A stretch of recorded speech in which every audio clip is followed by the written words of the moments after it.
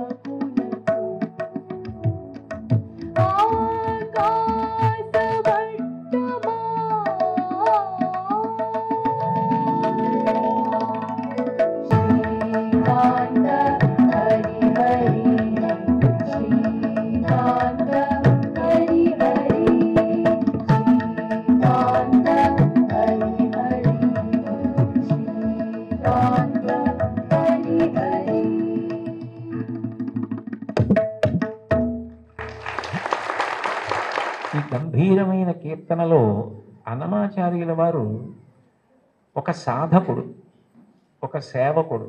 సేవ అన్న మాటకు అర్థం ఏమిటంటే ఏదో కాసేపు ఆయనకి ధూపం వేయడము, ఆయనకి దీపం చూపించడము అని కాదు దాని అర్థం. ఎప్పుడైనా శ్రీకాంతు భజించు సేవకులకు, భజించు అన్న మాటకు అర్థం మనసుతో ఒక సంగమును పొంది ఉండడం. భజించడం అంటే ఆయన్ని పొగుడుతూ ఉండడం, స్మరిస్తూ ఉండడం. ఏది చేస్తున్నా కూడా భగవంతుడే స్మరణలోకి వస్తాడు. ఏది చేస్తున్నా భగవంతుడు స్మరణలోకి వస్తే రెండు ప్రయోజనములు సిద్ధిస్తాయి. ఒకటి, మీరు ధర్మమును విడిచిపెట్టలేరు. రెండు, అధర్మమును ఆచరించలేరు. కారణం, శంకరాచార్యులు వారి సౌందర్యలహరి చేస్తూ ఒక శ్లోకం చెప్తారు. అందులో అంటారు, మనిషి అనేక మాటలు మాట్లాడుతూ ఉంటాడు. ఈ మాట మాట్లాడడానికి అసలు 84 లక్షల జీవరాశులలో మాట్లాడే అదృష్టం పొందడానికి కంఠంలో స్వరపీఠిక మనిషికి పెట్టినవాడెవరు? భగవంతుడు పెట్టాడు. పెట్టినప్పుడు నేను ఏదైనా మాట మాట్లాడే ముందు నాకు భగవంతుడు ఈ స్వరపేటిక పెట్టి మాట్లాడే అవకాశం ఇచ్చాడు. ఎప్పుడో అప్పుడు ఈ శరీరం పతనం అయిపోతుంది. ఇవాళో రేపో 10 ఏళ్ల తర్వాతో 20 ఏళ్ల తర్వాతో శరీరం పడిపోకుండా ఉండదు. జాతస్య హి ధ్రువో మృత్యువు ధ్రువం జన్మమృతస్య చ. శరీరం పడిపోవాలి. పడిపోయినప్పుడు ఈశ్వరుడు ఒక ప్రశ్న వేస్తాడు. అన్ని ప్రాణులలో నువ్వు ఉత్కృష్ట ప్రాణివి అయ్యావు. కారణం రెండిటిని ఇచ్చాను. ఒకటి బుద్ధి, 2 మాట.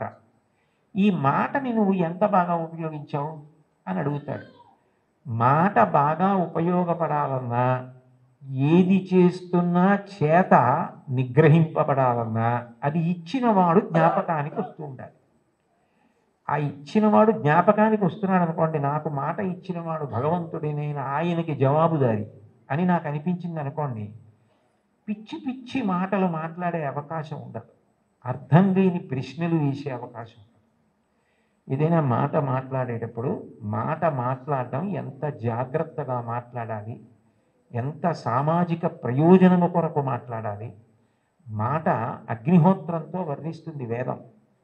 అగ్ని దాహకత్వం కాల్చేస్తుంది ఏ వస్తువునైనా.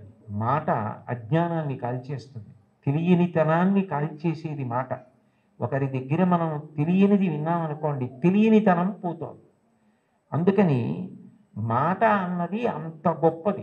మీరు మాట్లాడేటప్పుడు ఇది నాకు భగవంతుడు ఇచ్చాడు, సక్రమంగా వినియోగించుకోవాలి అని మాట్లాడారనుకోండి, అది పూజ. ఎందుకంటే ఈశ్వరుడికి కట్టుబడి మాట్లాడుతున్నారు. మీరు నేను ఇది మాట్లాడను అని ఎందుకంటున్నారంటే ఈశ్వర భక్తి చేత.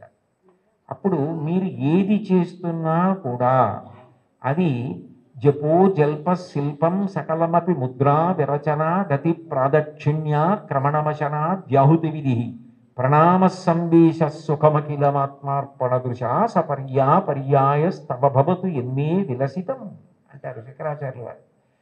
నేను నా చేతిని కదుపుతున్నాను అనుకోండి, ఈ చెయ్యి కదులుతోంది అంటే ఈశ్వర కృప. ఈ చేతిని మీరు బెంగపెట్టుకోకండి అని మంచి మాట మాట్లాడడానికి ఇలా అంటాను తప్ప మీ సంగతి చూస్తానని ఇలా అనను. ఈ చెయ్యి కదలడానికి శక్తి ఆ పరదేవత అయి ఉన్నది. ఈ కదలికలు ఆమె సంతోషించడానికి పనికి రావాలి తప్ప ఆమె నా యందు కాఠిన్యము వహించడానికి, ఆమె నన్ను చూసి వీడికి ఎందుకు ఇచ్చాను శక్తి అని అనుకునేటట్టుగా నేను ప్రవర్తించకూడదు. యాదేవి సర్వభూతేషు శక్తి రూపేణ సంస్థిత. ఆ తల్లి నా యందు శక్తిగా ఉంది, దాన్ని సద్వినియోగం చేసుకోవాలి అనుకున్నాను అనుకోండి, నేను అప్రయత్నంగా పుణ్యకార్యామే చేస్తాను తప్ప ఈశ్వరుడు ఖేదము పొందకూడదు. కాబట్టి ఆయన నా యందు అమర్షము పొందకూడదు. కాబట్టి నేను ఎప్పుడూ పాపము చెయ్యకుండా నన్ను నేను నిగ్రహించుకోగలుగుతాను. అది భజించు భక్తి. ఆ స్మరణ ప్రహ్లాదుడిది. పానీయంబులు త్రావుచున్ కుడుచుచున్ భాషించుచున్ హాసలీలా నిద్రాదులు చేయుచున్ తిరుగుచున్ లక్షించుచున్ సంతత శ్రీనారాయణ పాదపద్మ యుగళీ చింతామృత స్వాద సంధానుండై మరచన్ సురారిసుతుడే తద్విశ్వమున్ భూవర. ఏది చేస్తున్నా భగవంతుడి జ్ఞాపకానికి వస్తూ ఉంటాడు. ఆయనది మహోపకారం. ఆకలేసిందనుకోండి, ఊళ్ళో అన్నీ తెలుసుకుంటున్నాను కానీ నాలో పదార్థం అయిపోయిందని నాకు తెలియదు. మంటగా వస్తే తొందరగా తింటాన్ని క్షుత్తు భరించలేని మంటగా ఆకలి రూపంలో వచ్చి నువ్వే పంటగా భూమి మీద పండి బ్రహ్మాండంలోది పిండాండంలో పడేస్తే జీర్ణం చేసి నేను తిన్న పప్పు కూర పచ్చడి పులుసు ఇవన్నీ లోపలికి వెడితే అహం వైశ్వానరో భూత్వా ప్రాణినాం దేహమాశ్రిత ప్రాణాపాన సమాయుక్తం పచాన్యన్నం చతుర్విధం పచనం చేసి జీర్ణం చేసి పిప్పిని తెల్లవారేటప్పటికీ సంవరణీకండరములు సడలిపోయి బయటికి వెళ్ళిపోయేటట్టు అనుగ్రహించగలిగేవా అని ఎప్పుడూ స్మరణ చెయ్యగలిగిన వాడికి ఎప్పుడెప్పుడు ఆయన సేవ చేద్దామా అని అనిపిస్తుంది. అప్పుడు పూజ అంటే అరగంట చేద్దామా 20 నిమిషాలు చేద్దామా అనిపించదు. నా యందు ప్రాణమై నాకు ఇన్ని చేస్తున్న ఆ స్వామి పాదములు నేను ప్రీతితో కడగాలి. అని ఆ పాదాలు కడిగేటప్పుడు అంత తాదాత్మ్యతతో కడుగుతాడు, అంత తాదాత్మ్యతతో తుడుస్తాడు. ప్రవర్తించేటప్పుడు అంత తాదాత్మ్యతతో భగవద్భక్తితో ప్రవర్తిస్తాడు.